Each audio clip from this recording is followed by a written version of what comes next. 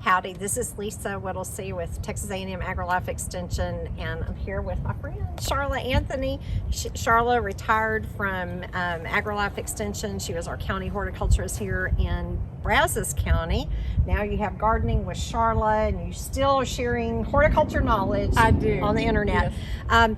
We saw Charla's backyard, and this is really more your public space. So talk a little bit about maybe some differences in your design principles and things that you do for a public space versus what you might have in the backyard. Right.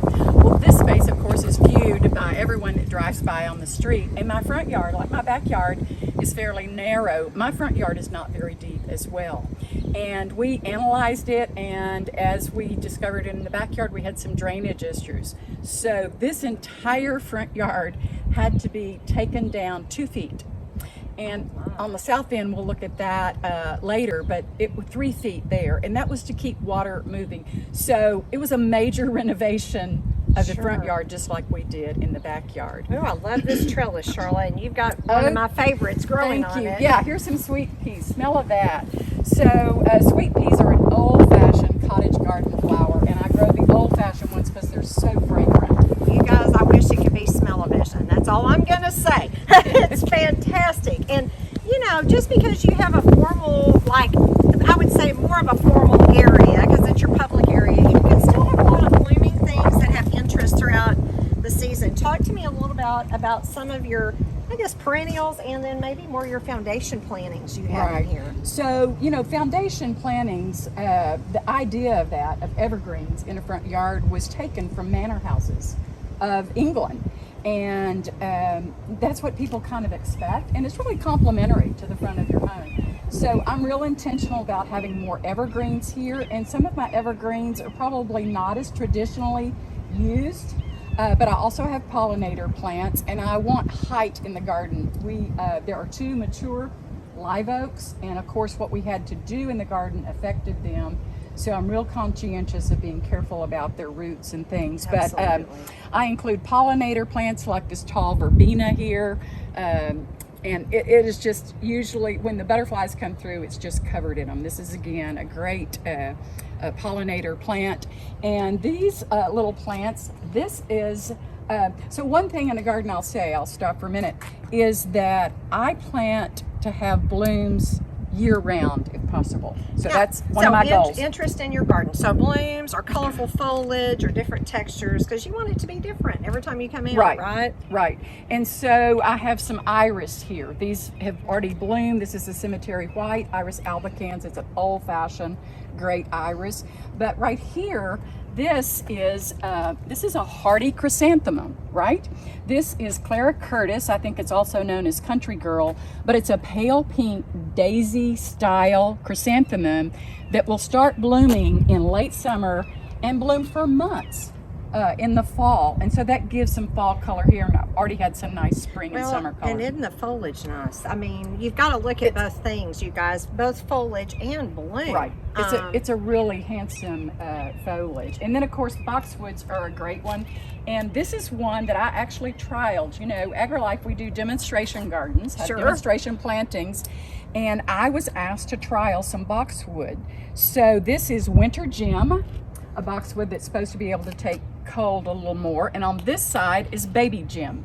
Okay. And these are 2 varieties of boxwood that withstand cold temperatures, and they've certainly proved it. These are the original plantings.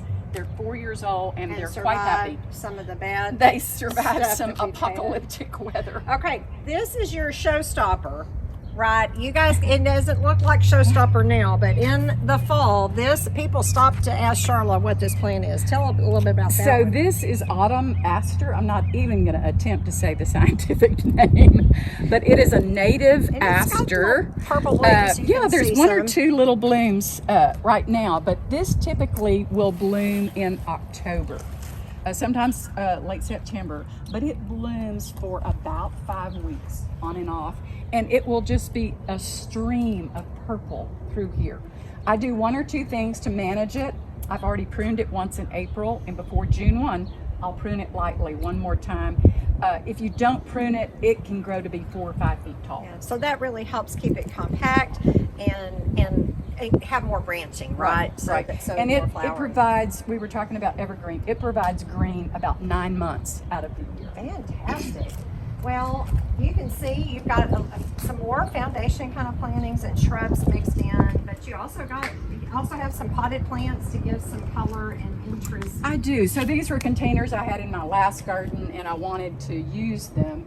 And so this gives a little bit of height, and the sidewalk here, this one that we've been walking down was added. So one of the things we addressed was access in the garden. And so now I have access from the driveway, and we had to redo the front sidewalk when we redid everything. And there's these retaining walls to help. The retaining walls are low, but they're a design element, but they're a functional element as well, because they help to slow the water and reduce erosion. Okay, I have to show this.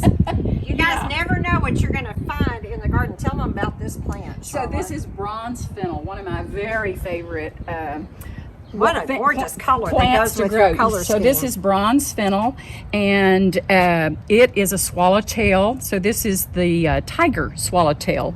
It's their larval food, and it just 2 days ago, I've been watching it every day, waiting for the caterpillars to show up, and they did. And here's the thing, when you have a butterfly garden or pollinators, you have to allow your plants to be eaten. Yes. Right. So they will strip this. I've counted as many as 30 caterpillars on this plant. Oh, here's 'cause I've another grown one it. right up here. I've grown it every year, and they will strip this bronze fennel, but I'm willing to sacrifice it. Of course. To have the beautiful Of course, butterflies. it's just gorgeous. I love the color, and again, kind of a mixture of things that are blooming and different textures. And I notice how you do a great job of repeating plant material, and I think that's something, you guys, if you're talking about landscape design, it's good to repeat the plants in other parts of your garden, the color themes. You always have a lot of grays and purples in your garden, and it matches your paint things as well. So I think that landscape architects, the design element is called rhythm. And so you can have rhythm in color, you can have rhythm in shapes or form of the plant or the leaves or the texture and that sort of thing. And you want to have that, and it gives you continuity because it moves your eye through the garden. Absolutely. Before we move past this space right here, someone may think this looks fairly blank. So we talked about the apocalyptic weather we had. First, that incredible freeze, record setting, and then the 100 degrees on days on end of that. And I lost foundation shrubs, right? And I was not able, I had 7 shrubs in here, gray leaf cotoneaster, and a plant that I loved. I've grown it in many of my gardens, and I wasn't able to find it this spring. And the growers tell me that everybody lost it. So I will wait. I'm going to be patient, and it's going to be hard, but I'm going to wait till fall. Yeah. And hopefully I can find it, and I'll plant those shrubs here. You But know, it looks kind of barren. It is a process. Gardening is a process, y'all, and you just try new things, and again, notice the curved lines and just the interest in bed form that you've got at Charlotte. And of course, this is the showstopper at the end of your bed. Tell us about this beauty. Well, we saw a purple one in the backyard, if you saw that visit, and this is a white pillar althea, and it is happy. I never dreamed it would be this big, this fast, and this plant is 3.5 years old, and it was about 4 feet tall when I planted it. And it starts blooming in May, and it is just loaded with buds. I mean, there have to be a few hundred buds on it. And that color just pops. Yeah, at it the end really of your it really drive. does with the evergreens trees behind it. And one thing we were talking about placement. If I wanted this garden, this part of my garden, to look even more formal, I would have centered this tree right on this little semicircle here. But Sure. we intentionally put it off center, and that allowed us to add a tree, another ornamental tree here in the garden. Oh, and it's one of my favorites. This is a beauty. It's not blooming now, but No. boy, in the spring it's fantastic. Chinese fringe. Yes. And that is a gorgeous one that does great for us here in Brazos County. It does. For sure. So It really does. And I use a mixture, again, perennials up here, herbaceous perennials, but I put annuals here. So I've just planted, you wait till May to do this, you wait till May to plant your vinca. because if you plant them sooner, they get this fungal disease and it'll just take them out. And so I've just switched out, and it will look spectacular in about a month. But I had little violas all along this circle. Oh, sure. And they're just so sweet, and you can plant them in the fall, and they've lasted all through the winter and the spring. And we've talked a little bit, those fall annuals, if you plant in the fall, you get blooms in the fall, but boy, you really get gorgeous blooms in the spring. It really pays off in the spring.